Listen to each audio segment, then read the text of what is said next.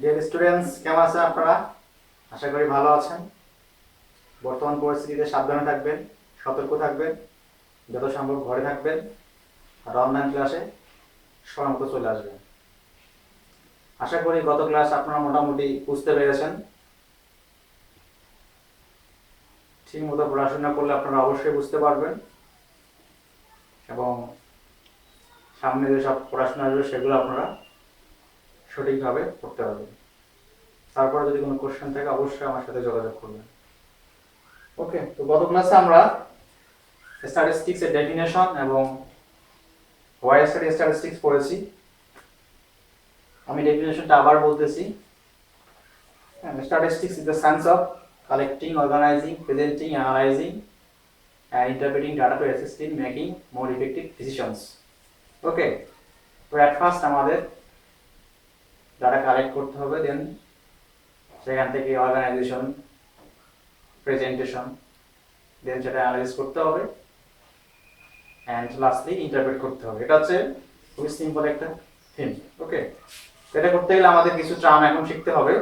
হ্যাঁ, তার আগে নরমালি স্ট্যাটিস্টিক্সকে দুই ভাগে ভাগ করা হচ্ছে। there are two types of statistics. Page number 5 or 6. ওকে, আমি ওই শীটটা দিয়ে দেবো, আপনারা পেজ নাম্বার দেখে নেবেন। Types of statistics.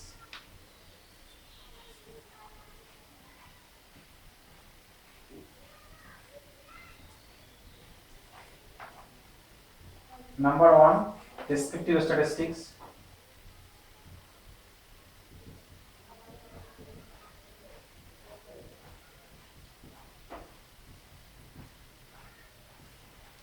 And number 2, inferential.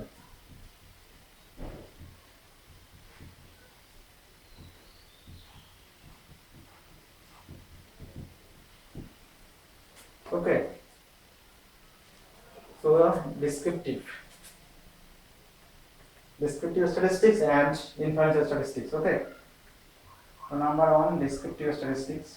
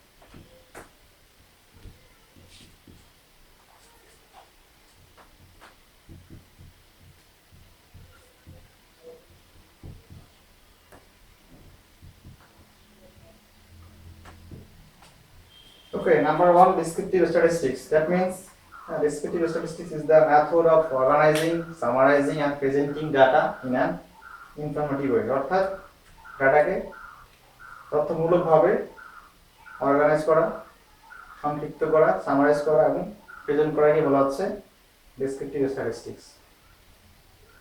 মনে করেন আপনাদের ক্লাসে আপনারা টোটাল 30 জন স্টুডেন্ট আছেন। ওকে, তো এই ক্লাসের মধ্যে মেল স্টুডেন্ট ধরেন 10 জন, ফিমেল স্টুডেন্ট মেল স্টুডেন্ট 10 জন, ফিমেল স্টুডেন্ট 20 জন। So this is the description of the class. Okay, অর্থাৎ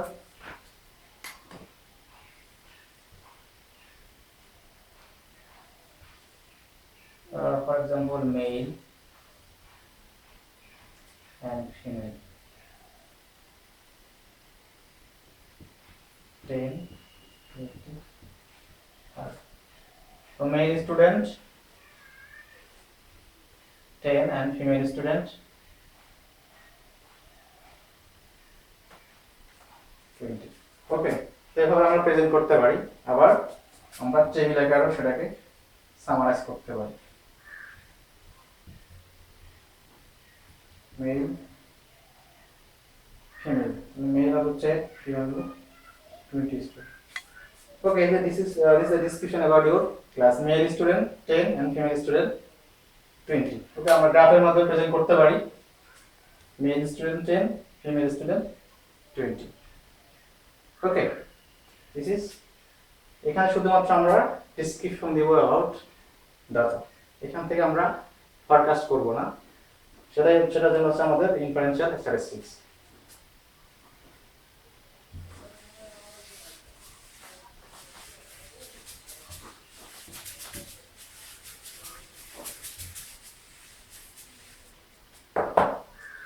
So number 2, inferential statistics.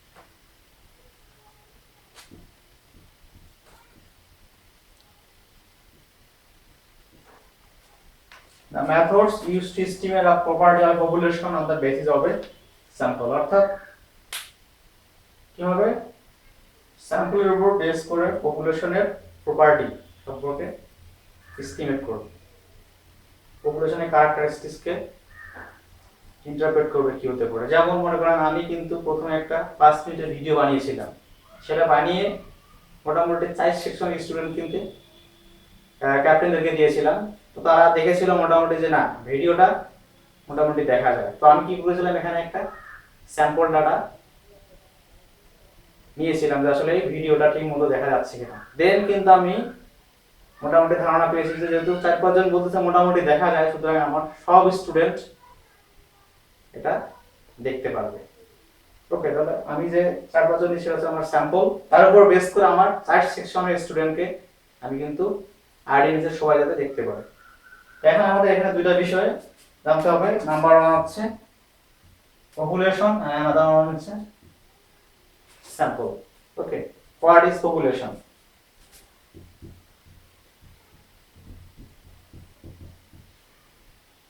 Population, what is population and what is sample?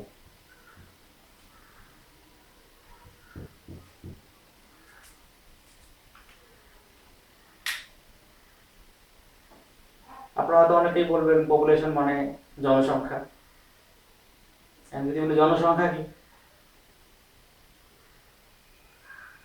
জনসংখ্যা হচ্ছে কোন দেশের সব মানুষের সমষ্টি। ওকে, তো পপুলেশনের ভাষায় হ্যাঁ ওই রকমই হবে, বাট স্ট্যাটিস্টিক্স এর ভাষায় পপুলেশন মানে শুধুমাত্র জনসংখ্যা, সমষ্টি হবে না, যে কোনো কিছু সমষ্টিকে বলা হবে population. Okay, that means population is the aggregate of all individuals or subject or object. Okay, so definition.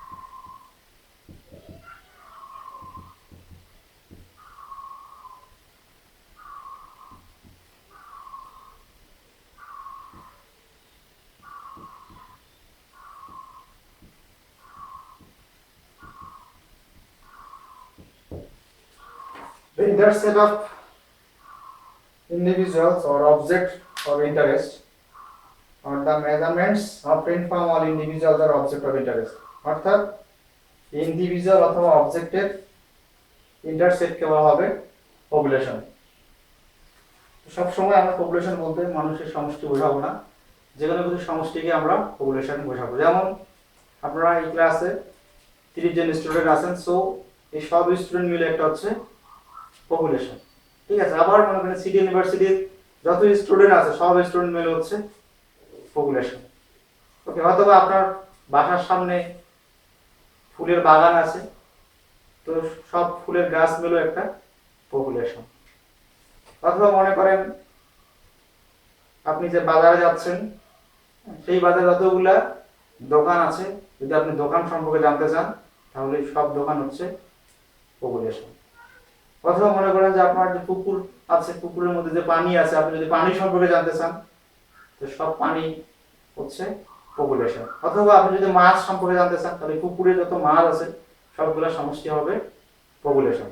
তাহলে বোঝা গেল পপুলেশন স্ট্যাটিস্টিক্স এর ভাষায় পপুলেশন মানে the intersect of all individuals or object of interest. তো যেটা সম্পর্কে আমি জানতে চাই সেটার সবগুলো সমষ্টিকে বলা হবে পপুলেশন, ওকে। দেন হচ্ছে স্যাম্পল।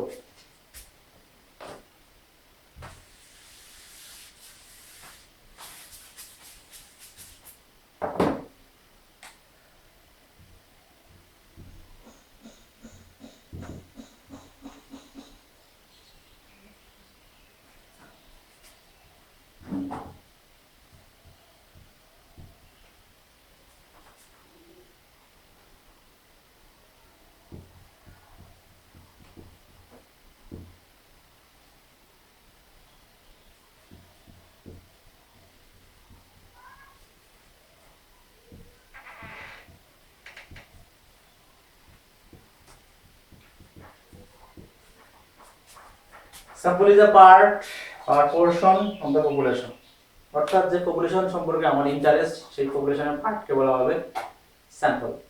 ফর এক্সাম্পল, আপনি সিটি ইউনিভার্সিটির স্টুডেন্টদের গড় সিজিপিএ জানতে চান, সো আপনি যখন সিটি ইউনিভার্সিটির কিছু সংখ্যক স্টুডেন্টকে নেবেন সেটা হবে আপনার sample.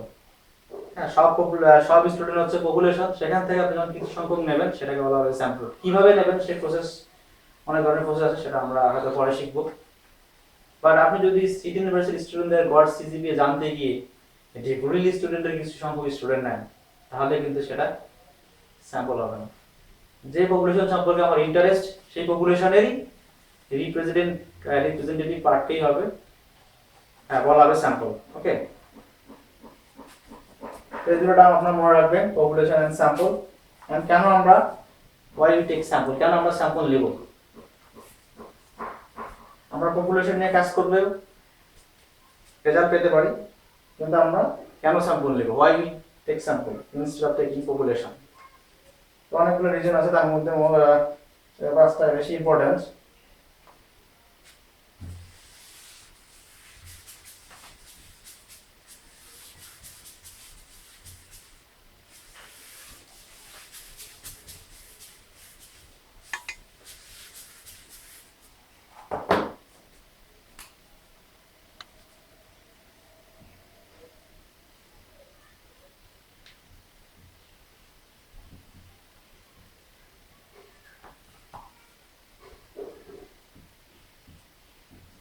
why we take sample, কারণ আমরা স্যাম্পল নেব, ঠিক আছে। Number 1, cost of studying or conducting whole population.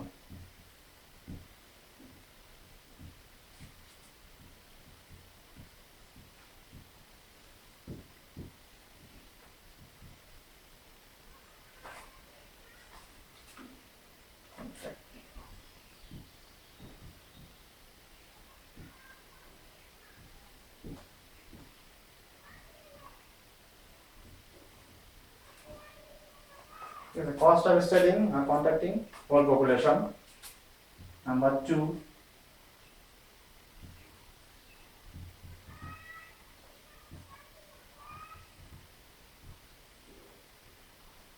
saving of time. Number 3,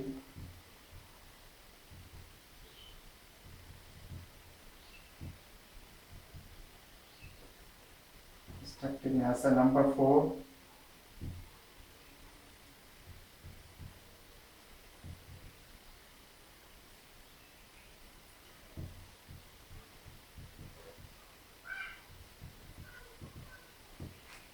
Physical impossibility, and number 5.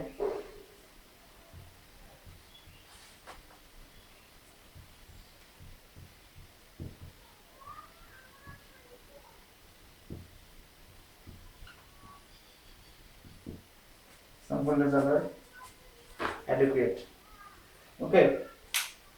Number is the cost of studying or contacting whole population.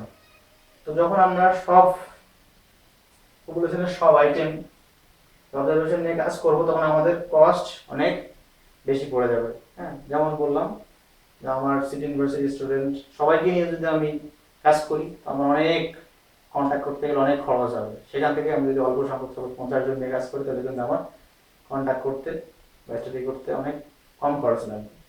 Okay, number 2, saving of time. তো সবাইকে নিয়ে কাজ করতে গেলে আমার অনেক সময় যাবে, আর অল্প কিছু আইটি নিয়ে কাজ করলে আমার সময় অনেক কম লাগবে।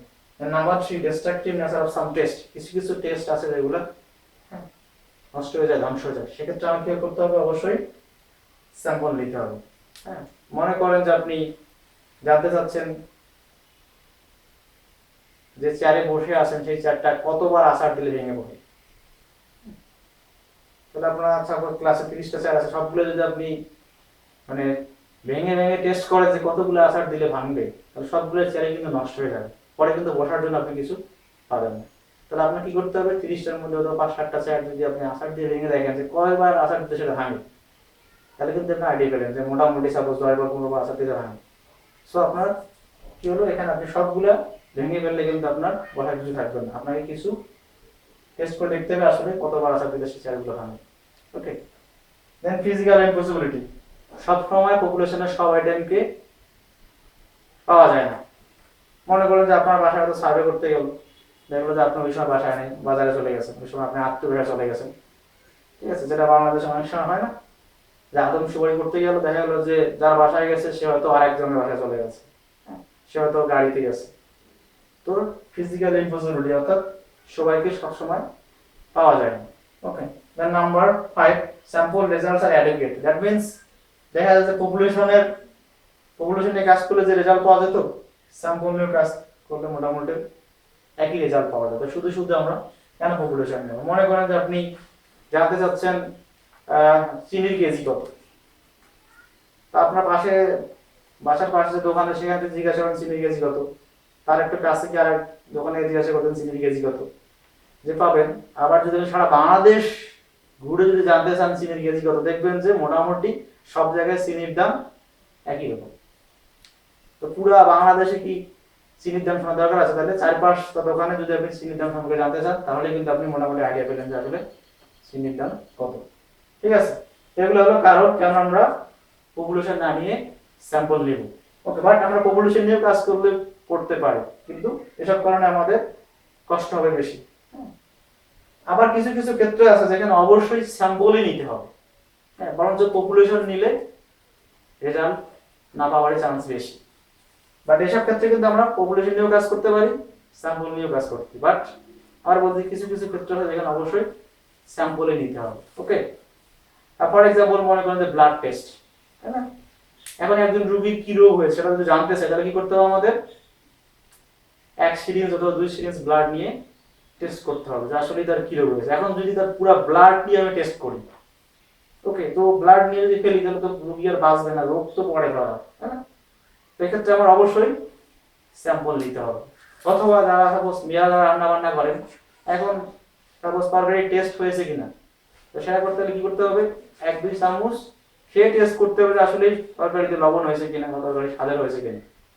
এখন যদি পুরো তরকারি আপনি খেয়ে ফেলেন তাহলে কিন্তু আর সার্ভ করার জন্য কিছু থাকবে না। তাহলে এখানে কিন্তু অবশ্যই আপনার স্যাম্পল নিতে হবে।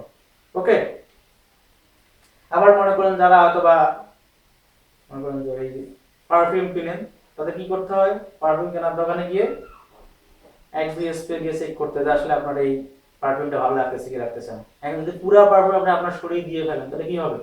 আপনি কি হয় পড়াশোনার জন্য টাকা দিতে হবে অথবা দোকানদারের কাছে মাইর খেতে হতে পারে। তো এখানে অবশ্যই আপনার স্যাম্পল নিতে হবে। ঠিক আছে, বোঝা যাচ্ছে? তো এগুলা পড়ার চেষ্টা করবো না। তো আরেকটা বিষয় হচ্ছে যে আমাদের হয়তো প্রথম আর 2-1 ক্লাস হতে পারে যে থিওরি যাবে, বাট তারপর থেকে কিন্তু আমাদের ম্যাথমেটিক্যাল যে টপিকসগুলো সেগুলো শুরু হবে। তো আপনাদের অবশ্যই ক্যালকুলেটর নেওয়ার চেষ্টা করতে হবে, যাদের আছে তো আছেই, যাদের নাই তাদের সেটা সংগ্রহ করার চেষ্টা করতে হবে, কিনতেও পারেন, কারো কাছ থেকে সংগ্রহ করতে পারেন। ওকে, নর্মালি অথবা 100 mS অথবা 570 mS কিনতে পারেন, সংগ্রহ করতে পারেন। ক্লাস কন্টিনিউ হলে হয়তো দেখা গেল যে কোনো একটা চ্যাপ্টারে তো আমরা ক্যালকুলেটরেই অঙ্ক করাবো, সো আপনাদের ক্যালকুলেটরটা নেওয়ার চেষ্টা করবেন। আর হচ্ছে যে যত ক্যালকুলেটরে এক্সপার্ট হবে তার কিন্তু তত সময় কম লাগবে এবং সে দ্রুত অঙ্ক করতে পারবেন, পড়াশোনা করতে পারেন। ওকে, তো আজকে এই পর্যন্ত থাক। আপনারা ভালো থাকবেন, সুস্থ থাকবেন। কোনো প্রবলেম হলে অবশ্যই আমার সাথে কন্ট্যাক্ট করবেন। ওকে, সবাইকে ধন্যবাদ।